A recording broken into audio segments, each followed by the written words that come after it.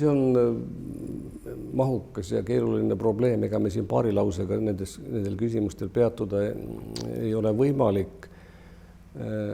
Üks asi on see, et kas me siiski natukene oma nii-öelda nulltolerantse narkopoliitikaga ei ole veidi silmakirjalikud, me teeme näo, et me võitleme, et narkootikumid on keelatud, järelikult neid ei kasutata. Tegelikult neid pruugitakse ju päris palju, eriti pehmeid narkootikume. Aga see on üks asi, see ei ole karistusõiguslik probleem. Minu väide tegelikult oli, me kirjutasime selle artikli Akadeemias Paavo-Randmaaga tegelikult 2 peale.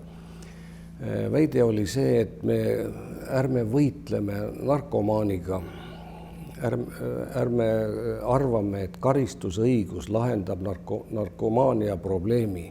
Me peaksime võitlema narkootikumidega äritsemisega, ühesõnaga nende inimestega, kes teiste inimeste tervise ruineerimise hinnaga elavad ära või rikastuvad, aga karistamisega narkootikumi tarvitamise vastu võidelda ei ole mingit mõtet, me ei saavuta sellega mitte midagi.